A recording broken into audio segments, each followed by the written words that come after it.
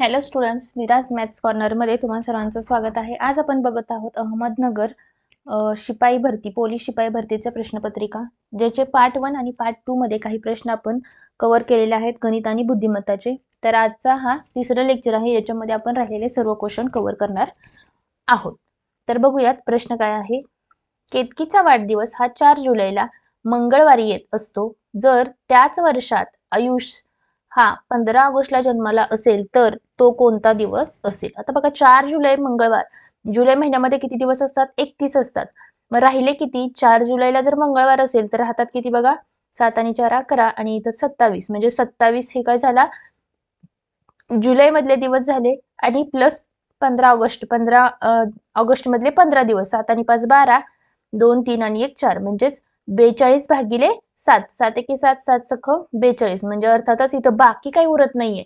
बाकी जर काहीच उरत नसेल तर कोणता वार येतो? तोच वार येणार आहे. नेक्स्ट प्रश्न बघा. समजा तुम्ही वायव्य दिशेस तोंड करून उभा आहात. आता तुम्हाला पहिल्यांदा हे लिहून घ्यावं लागेल. पूर्व, इकडे खाली लिहूयात आपण जरा. पूर्व, पश्चिम, दक्षिण आणि वरती उत्तर. ठीक आहे. आता नंतर आग्नेय, नैऋत्य, वायव्य आणि ईशान्य. ठीक आहे. आता तुम्हाला काय कंडिशन दिलेली बघा. तुम्ही वायव्य तोंड करून उभा आहेत. वायव्य म्हणजे कोणत्या दिशा? इकडे तोंड करून उभा आहात. प्रथम तुम्ही डावीकडे काटकोनात वळलात. काटकोन म्हणजे किती? 90 डिग्री मध्ये, म्हणजे ह्याच्यामध्ये आणि ह्याच्यामध्ये 90 डिग्रीचं अंतर असणार आहे. इथं पासून डावीकडे वळलाय म्हणजे डावी साईड कोणतीही झाली, म्हणजे तुमचं तोंड कुठं असणार आहे? ह्या साईडला असणार आहे. नंतर उजवीकडे दोनदा काटकोनात वळला. आता उजवी साईड म्हणजे कोणती असणार आहे? अर्थातच हिकडची साईड असणार आहे. इथून पहिल्यांदा काटकोनात वळल्यानंतर इथं येईल आणि इथून काटकोनात वळल्यानंतर कुठं येईल? इथं येईल. ठीक आहे. आता बघा इथं नंतर उजवीकडे दोनदा काटकोन, तर आता तुमचे तोंड कोणत्या दिशेला आहे? अर्थातच ईशान्य दिशेला आहे. नेक्स्ट प्रश्न बघा. खाली एक अंकमालिका दिलेली आहे. त्यातील प्रत्येक अंक नियमाला धरून आलेला आहे. तर या अंकमालिकेत न बसणारा अंक ओळखायचा आहे तुम्हाला. ही जी अंकमालिका दिलेली आहे 5, 13, 29, 63 आणि 125. आता 8 आणि 5 झाले 13, अधिक 8 आणि 5 13 होतात. नंतर इथं बघा, इथं 6 आणि इथं 16 होतात. इथं गेल्यानंतर किती होतात? 4 आणि इथं 3 आणि इथं केल्यानंतर किती होतात बघा? 3 आणि 2 आणि इथं 6. आता बघा याचा अर्थ काय की 8 आणि 8 किती होतात? हे 8 आणि 8 याची डबल केली म्हणजे इथं काय असायला पाहिजे? 32 आणि इथं 64. इथं 32 येण्यासाठी काय करावं लागेल तुम्हाला? इथं 32 येण्यासाठी म्हणजे इथं जर आपण 32 ऍड केले कशामध्ये? 29 मध्ये, तर किती होतात? 9 आणि 2 11, 3 2 5 आणि 1 6, 61 होतात. आणि 61 आणि 125 मध्ये 64चा फरक आहे, म्हणजे हे करेक्ट आहे. म्हणजे 8 16 32 आणि 64चा फरक येतो. म्हणजे इथे नियमाला धरून नसणारा म्हणजे न बसणारा अंक कोणता आहे? याच्यामध्ये 63 हा अंक आहे. नेक्स्ट प्रश्न बघा. प्रश्न काय आहे? सोबतच्या सारणीत शब्द व प्रत्येक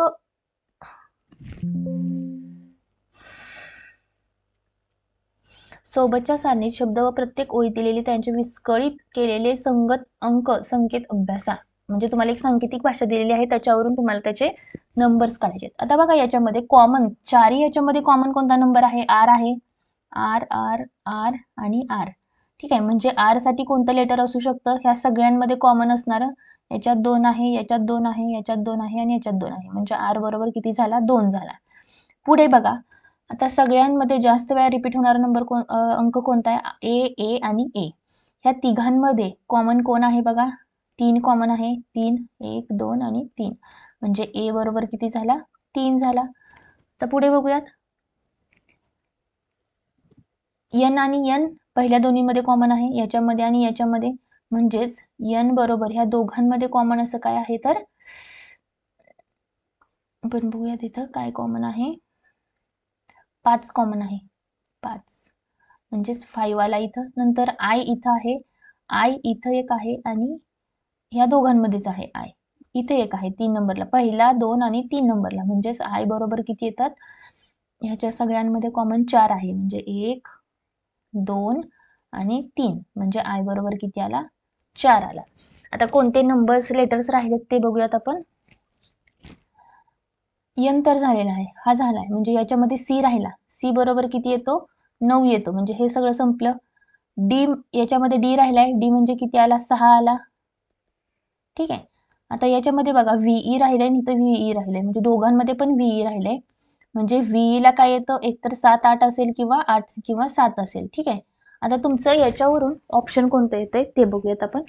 2 हा ए चा तर 3 हा आर चा संकेत आहे. 2 हा ए चा आहे का, नाही. 3 हा आर चा आहे का, 3 पण आर चा नाहीये.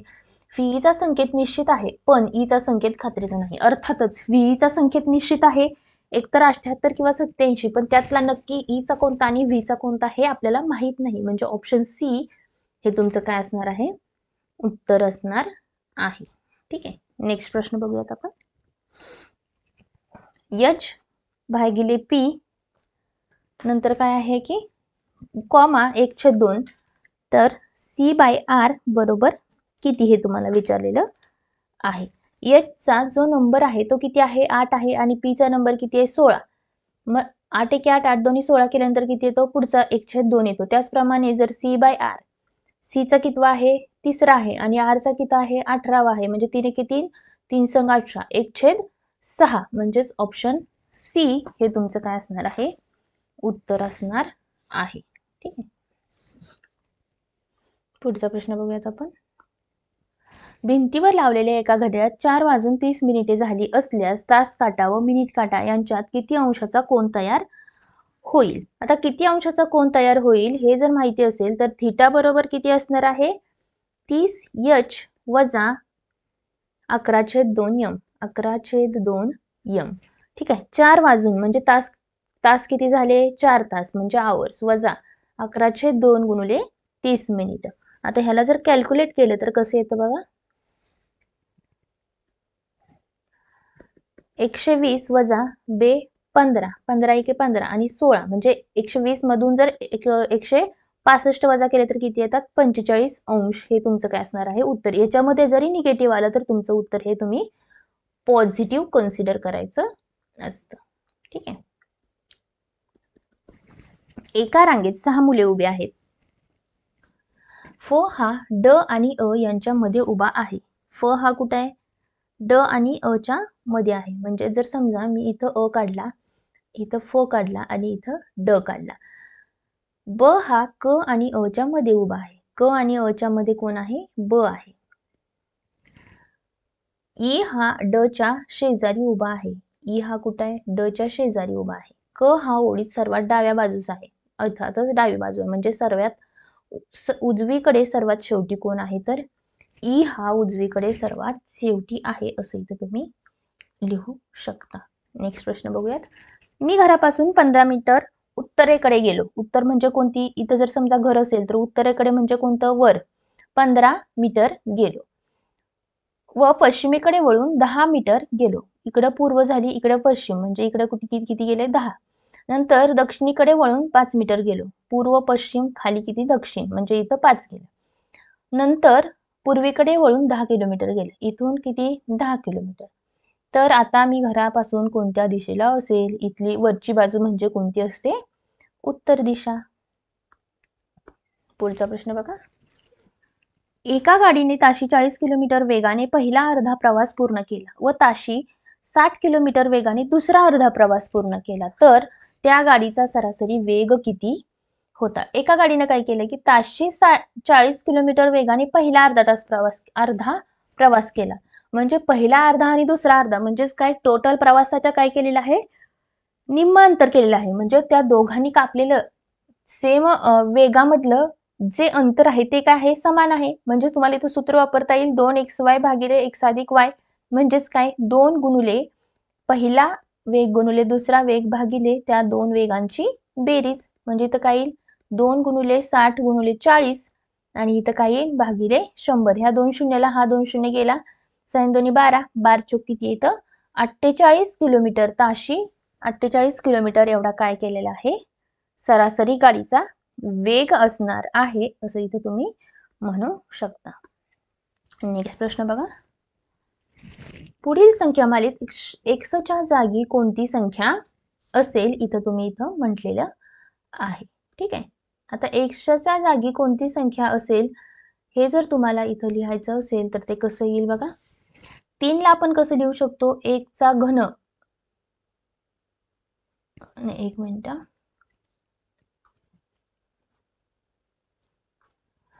3 आणि 4 मध्ये 3 आणि 7 मध्ये कितीचा फरक आहे, 4 चा. 7 आणि 8 इथं किती आहेत, 16. म्हणजे 4 8 16 म्हणजे इथं कितीचा, 32 चा फरक असायला पाहिजे. 32 केल्यानंतर इथे किती येतं, 63. आणि 63 मध्ये जर 32 दोन्ही 64 मिसळले तर 127 येतात. म्हणजे तुमचं उत्तर काय असेल, 63. म्हणजे फरक 4 8 16 32 64 128 असा काय होतोय, वाढत जातोय. नेक्स्ट प्रश्न बघा. एका छायाचित्राकडे पाहत एक माणूस म्हणाला, त्या माणसाचा बाप माझ्या बापाचा मुलगा आहे. म्हणजे एक फोटो आहे. ठीक आहे. फोटो मधल्या व्यक्तीला काय म्हणतो की तो त्या माणसाचा बाप, म्हणजे ह्याचा बाप हा माझ्या बापाचा मुलगा आहे. म्हणजे इथं मी, इथं माझा बाप आणि हा बाप, ह्याचा कोण आहे, हा कोण आहे, याचा मुलगा आहे. आता बघा, ह्याचा मुलगा आहे तर मला भाऊ किंवा बहीण नाही. मी आहे, माझ्या बापाचा मुलगा म्हणजेच कोण असणार आहे, मी असणार आहे. म्हणजे इथं कोण असणार आहे, ती व्यक्ती असणार आहे. आणि त्या व्यक्तीच्या, ह्या फोटोतील व्यक्ती अर्थातच कोण असणार आहे, तर मुलगा असणार आहे. ऑप्शन ए हे तुमचं उत्तर येईल. पुढचा प्रश्न बघा. 2 9 28 प्रश्नचिन्ह 126 217 आणि 344. आता ह्याचा संबंध कसा लागतो, 2 ला कसं लिहू शकता, 1 चा घन अधिक 1 म्हणजे 2 झाला. नंतर 9 ला कसं लिहाल, 2 चा घन अधिक 1 म्हणजेच 9 झालं. नंतर 3 चा घन अधिक 1 27 अधिक 1 किती होतात, 28. नंतर 5 चा घन अधिक 1 5 चा घन 125 125 अधिक 1 126. 6 चा घन अधिक 1 217. 7 चा घन अधिक 1 343 अधिक 1 344. म्हणजे 1 2 3 5 6 7 म्हणजे राहिला कोणता, 4. 4 चा घन अधिक 1 करा, 64 अधिक 1 किती होतात, 65. हे तुमचं उत्तर येईल. पुढील श्रेणी पूर्ण करण्यासाठी योग्य पर्याय निवडायचा आहे तुम्हाला. ठीक आहे. 1 2 3 4 5. आता बघा इथं ट्रिपल सी नंतर जर आपण ट्रिपल बी घेतलं, इथं असं डायरेक्ट लिहूयात. इथं 3 वेळा सी आहे, नंतर इथं 3 वेळा बी घेतलं, नंतर 3 वेळा ए घेतलं, 3 वेळा सी, 3 वेळा बी, 3 वेळा ई. ए म्हणजेच बी ए सी ए हे तुमचं काय असणार आहे, उत्तर असणार आहे. नेक्स्ट प्रश्न बघा. मेघाने एका स्पर्धा परीक्षेत 100 प्रश्न सोडवले. बरोबर उत्तरासाठी 3 गुण मिळाले. म्हणजे जर तिने सगळे प्रश्न सोडवले असतील तर एकूण परीक्षा किती मार्काची असणार आहे, 300 मार्काची असणार आहे. बरोबर उत्तरासाठी 3 मिळतात, चुकीच्या उत्तरासाठी 2 वजा होतात. मेघाला किती गुण मिळाले, 150.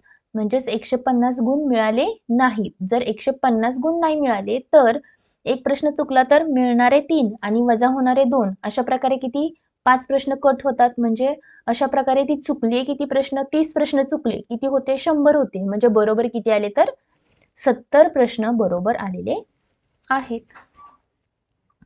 पुढचा प्रश्न बघूयात आपण.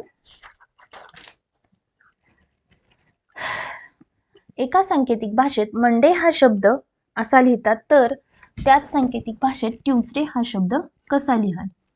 आता बघा, मंडे म्हणजे नंतर किती, इथं कोणकोणते नंबर आहेत ते बघूयात आपण. मंडे साठी यम साठी कोणता नंबर आहे, 13.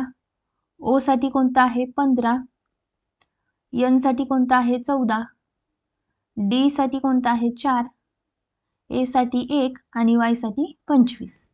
त्याचप्रमाणे जर आपण ह्याच्यामध्ये बघितलं, पी साठी नंबर आहे 16, आर साठी आहे 18, क्यू साठी आहे 17, जी साठी 7, डी साठी 4 आणि बी साठी 2.